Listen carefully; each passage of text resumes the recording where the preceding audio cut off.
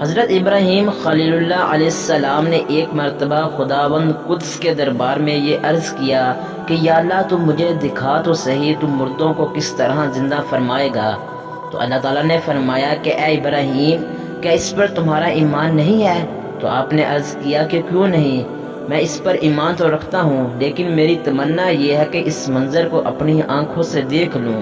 تاکہ میرے دل کو قرار آ جائے۔ تو اللہ تعالیٰ نے فرمایا کہ تم 4 پرندوں کو پالو اور ان کو خوب کھلاؤ پلاؤ، اچھی طرح ہلا ملا لو، پھر تم انہیں ذبح کر کے ان کا قیمہ بنا کر اپنے گرد و نواح کے چند پہاڑوں پر تھوڑا تھوڑا گوشت رکھ دو، پھر ان پرندوں کو پکارو تو وہ پرندے زندہ ہو کر دوڑتے ہوئے تمہارے پاس آ جائیں گے اور تم مردوں کے زندہ ہونے کا منظر اپنی آنکھوں سے دیکھ لو گے۔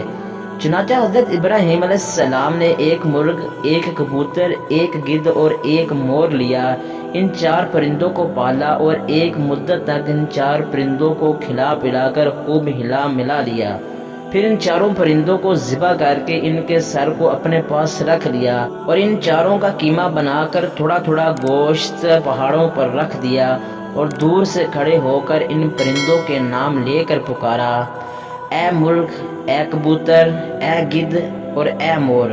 آپ کی پکار پر ایک دم پہاڑوں سے گوشت کا قیمہ اڑنا شروع ہو گیا اور ہر پرندے کا گوشت پوسٹ ہڈی پر الگ ہو کر 4 پرندے تیار ہو گئے اور وہ 4 پرند بلا سروں کے دوڑتے ہوئے حضرت ابراہیم علیہ السلام کے پاس آ گئے اور اپنے سروں سے جڑ کر دانہ چگنے لگے اور اپنی اپنی بولیاں بولنے لگے، اور حضرت ابراہیم علیہ السلام نے اپنی آنکھوں سے مردوں کا زندہ ہونے کا منظر دیکھ لیا اور ان کے دل کو اطمینان مل گیا۔ سبحان اللہ۔